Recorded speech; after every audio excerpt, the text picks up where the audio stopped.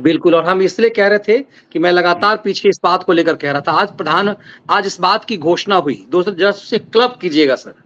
America में भारत के प्रधानमंत्री के सम्मान को इंटरनेशनल लेवल पे, और आज नृपेंद्र मिश्रा जो प्रधानमंत्री मोदी के मुख्य सचिव थे, प्रधान सचिव थे, नृपेंद्र मिश्रा जो कि राम मंदिर कमेटी के अध्यक्ष हैं, उन्होंने इस बात की आज तारीख की घोषणा कर दी कि 14 या 15 जनवरी को जो मकर संक्रांति होता है, सूर्य जब उत्तरायण को होगा, उसी दिन प्रधानमंत्री मोदी राम मंदिर का वो देश को समर्पित कर देंगे। और 24 या 25 जनवरी मतलब गणतंत्र दिवस के ठीक पहले राम मंदिर देश को समर्पित हो जाएगा। सर, दोनों को थोड़ा क्लब करके, ऐसे मैंने दिन में इस विश्लेषण को किया था मैंने, लेकिन इस रूप में कि ये जो 2024 के लोकसभा चुनाव से पहले ये जो भव्य दिव्य राम मंदिर समर्पित होगा, जो स्वर्ण द्वार वाला कहा जा रहा है कि भारत में अब तक की सबसे बेहतरीन मंदिर होगा वो, आधुनिक सुविधाओं से युक्त अयोध्या होगा।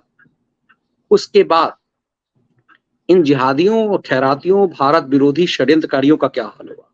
एक चीज और नृपेंद्र मिश्रा जी ने कहा कि ये उसका सीधा प्रसारण होगा पूरे देश में और दुनिया में जहां जहां भारत का उच्चायोग है। मतलब हमारे तमाम एनआरआई ये फील करेंगे कि उनके देश में क्या हो रहा है, उनकी जन्मभूमि पर राम का क्या सम्मान हो रहा है। उच्चायोग ये तय करेगा, मतलब वो उच्चायोग व्यवस्था करेगा कि भारत के जो एनआरआई हैं, जो हमारे विदेश में रहने वाले जो भारतीय हैं, जिनके अंदर ये गर्व जमाया गया। अभी हाल तक मैं अक्सर कहता हूं कि भावना थी कि जो विदेश चले गए उनका भारत के प्रति आस्था नहीं है, लेकिन मैं जब से इस मंच पे आया हूं, मेरा भरोसा इस बात का बड़ा है कि हमारे और आपसे किसी भी रंग से कम उनकी देश के प्रति निष्ठा नहीं है, क्योंकि मेरी संवाद अब कई लोगों से बहुत तेजी में होती है, उनकी भावनाओं को समझता हूं। आपको क्यों लगता है, क्यों ये उच्चायोगों को जला गया? दूरदर्शन पे जो भी प्रसारण होगा वो अमेरिका में बैठा हुआ, ऑस्ट्रेलिया में बैठा हुआ, फिजी में बैठा हुआ, सऊदी अरेबिया में बैठा हुआ, मॉरिशस में बैठा हुआ, कहीं कोई देख सकता है, लेकिन उच्चायोगों को क्यों जोड़ा है इस राम मंदिर से? आपको इसमें क्या लग रहा है? मनीष जी, आजाद भारत के इतिहास की सबसे महत्वपूर्ण घटना होने जा रही है।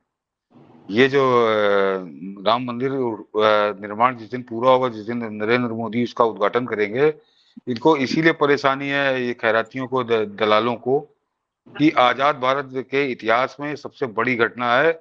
500 साल इंतजार किया है मनीष जी हिंदुओं ने। ये छोटी मोटी घटना नहीं है। और जिस तरह से तैयारी हो रही है, क्योंकि लखनऊ में हूँ तो अक्सर आती रहती है, लोकल खबरें छपती रहती हैं कि जो जो निर्माण हो रहा है वो अद्भुत हो रहा है, भव्य हो रहा है।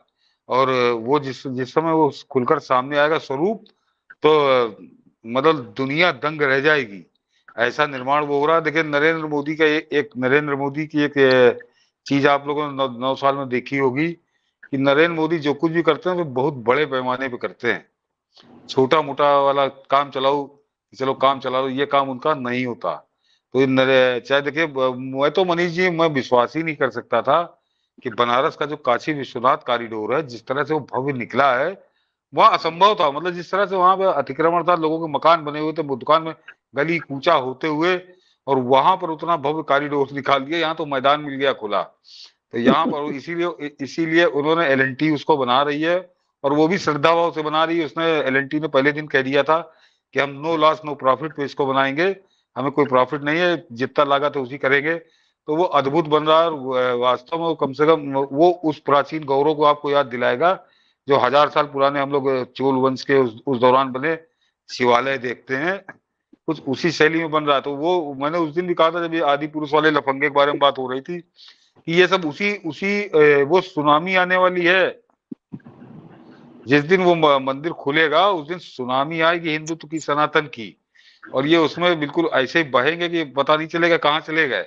ये उस सुनामी को रोकने के लिए ही इसी तरह के आदि पुरुष जैसे टोना टुटका ये लोग कर रहे हैं, लेकिन वो रुक रहे, वो बहुत बड़ा तूफान आएगा। उन्होंने कहा ना कि 500 साल से न जाने कितनी पीढ़ियों खत्म हो गई, और हम लोग सौभाग्यशाली कि हमारी आपकी पीढ़ी इसको देखेगी। तो वो एक बहुत अद्भुत दृश्य होगा। उसके बारे में अभी कुछ भी बयान करना एक बहुत छोटा प्रयास होगा। वो उसकी बयान हो ही नहीं सकता। वो उस दिन देखने लायक दृश्य होगा।